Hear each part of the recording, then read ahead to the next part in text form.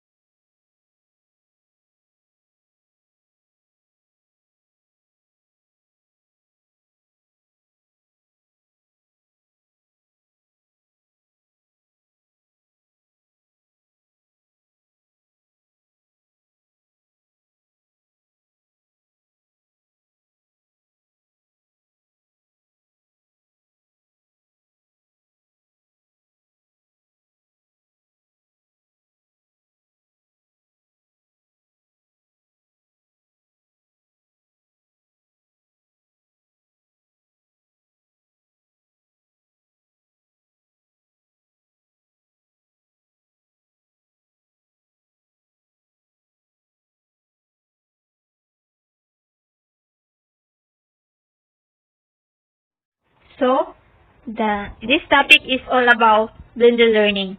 There are six model of blended learning, which is the face-to-face driver. This face-to-face driver is the most similar to a traditional school instructor of all the blended learning methods. This method allows for the introduction of online instruction on a case-by-case basis, meaning that the only a subset of students in a class will participate in any sort of blended learning. Next model, rotation. This rotation, students cycle between several stations on a set timetable, either working online or spending face-to-face time with a teacher in this type of blended learning.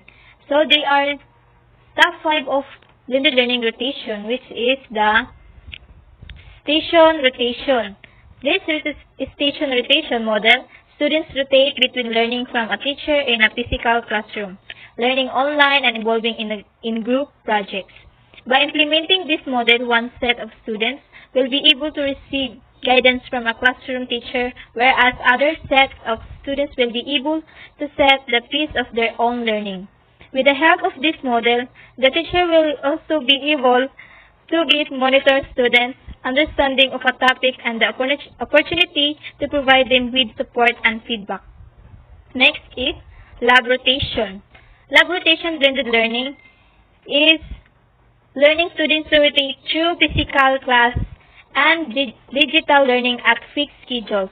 It looks almost the same as the station rotation model, but there's a difference. Unlike the station rotation model, where both offline and online activities take place in one and the same class, the lab rotation requires learners to physically change rooms. This method can be incorporated when there is a limitation in incorporating a large number of students in the same classroom or experimental lab. So next is flipped classroom. Flipped classroom rotation blended learning is a widely adopted version of blended learning. In this method, students are introduced to a portion in advance and in the classroom. They are made to discuss the topic and clarify doubts with the support of teachers and peers. Flipped class-based group quiz is also an effective method through which active learning can be implemented. Next is individual rotation. Individual rotation blended learning is the most personalized form of blended learning. Using this method, the students can be made to learn the subject of their choice in a custom schedule set by the instructor. It helps students to learn a variety of courses based on their interest in a given period of time, and it helps in meeting the needs of each student. This model will be very useful for implementing choice-based credit system. So next is enriched virtual. Enriched virtual rotation can be used in subjects that can be handled by using face-to-face teaching method for a certain portion, and for the other students can study the topics remotely. Allows students to complete the majority of coursework online at home or outside of school, but attend school for required face-to-face learning sessions with a teacher. So, this is the top five of blended learning rotation. Next model is flex. This flex is frequently chosen by schools that support a high number of non-traditional or at-risk students. Material is mostly supplied online using this strategy, although teachers are there to provide on-site support as needed. Next model 4. Online lab. Online lab model is a realistic option for helping students complete courses, especially those not offered at the specific school location, as schools confront progressively tighter resource restrictions. Next model 5 is self-blend. The self-blend approach of blended learning, which is popular in high schools, that allows students to take classes that are not currently offered at their school. While these students will attend traditional school, they will complement their education with online courses available from anywhere. In order for this method of blended learning to be successful, students must be highly self-motivated. Model 6. Online driver is a type of blended learning in which students work remotely and material is predominantly supplied via an online platform. So, the next topic is online communities of learning or networking. So, this online communities of learning is a group of people with common interests who use the internet, which is the websites, email, instant messaging, or etc. So, mao nang pasabot anang online communities of learning. So, kasagaran man gyud nato nga mao natong ginagamit, like anang mag-send sa mga form or sa panadara ang kailangan nato. So, next is about networking. This networking is a group of people who meet and interact on a regular basis. So, mao man siya ang katong kanang magtapok, maghisgot sa mga importante hisgutan like mga business, ang yana. So next is about social networking platforms. So kasagaran man gyud sa tuwa nga kabalon man gyud ta unsa ni sila, unsa paggamit o unsay gamit ani nila. Like Facebook, Twitter, LinkedIn, Google, YouTube, Pinterest, Snapchat, Tumblr, Instagram, Viber, or etc. Daghan pa man ni siya mga apps nga atong magamit sa tuang. And that's all. Hi, my name is Jaina Grace Panyalamantaw, and this is my report. The benefits of social networking site. The benefits of social networking site is mga beneficiary nga makuha nimo sa networking site. For example is get connected to family and friends, provide information, support learning, argument, educational activities. So, pwede ka maka-communicate sa imong family and friends sa ibang bansa kay free raman siya, or provide information, makakuha ka og mga information sa imong mga friends, or else mga educational activities like Google Classroom, magklase mo, makakuha ka dira og benepisyo sa social networking sites. That is the benefits of social networking site. But naikuan some of the networking sites.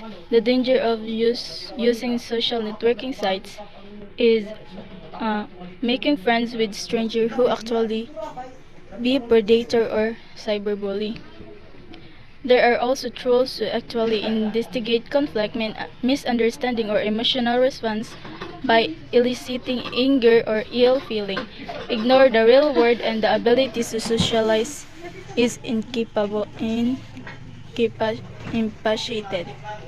So, sa paggamit nimo og social networking sites, naghapoy danger, dili ra puro maayo. Naay kay mga friends nga stranger kanang di nimo kaila. Nga maurag maoy maka cause og sa imuhang kinabuhi, maka affect. Katolo, safeguarding oneself when engaging in social network sites. So, first is secure password and keep the private. Log out and using public computers. So, imuhang i-keep ang imuhang password, i-secure nimo, dili nimo i-save kung maki-open ka og computer sa public. Tapos kung mag-open ka og Facebook sa public is kailangan nimo siya i-log out, di nimo i-save. Kada regularly check privacy setting of social networking site. Leave a digital footprint which can be tracked back to you. Don't accept the contacts if you don't know them personally. Seriously consider the effect of possible posts on others. Using appropriate language is essential. Better be safe than sorry. When there is indication of abuse, report this by clicking the report button. So, kung naa kay lainan or else di ka ganahan, so pwede nimo siya i-report. Naa may makabutang dito nga click report, so pwede nimo siya i-report kung nakuha na nakakanang nabastusan. So mao na siya. Last one is cyberbullying. Uses the sites to abuse individuals. When happen, you can do the following.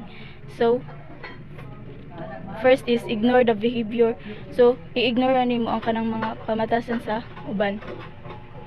Kaduha, block a person. So, i-block nimo kung di ka ganahan, pwede nimo siya i-block. Ikatulo, click the report button abuse. So, kung nabastusan na ka or naharas na gid ka, pwede nimo siya i-report sa button abuse. Talk the trustworthy about it. So, istoryahon nimo siya nga kanang naay trustworthy about it, kanang naay tinuod nga pag-istorya. So that's all. Thank you.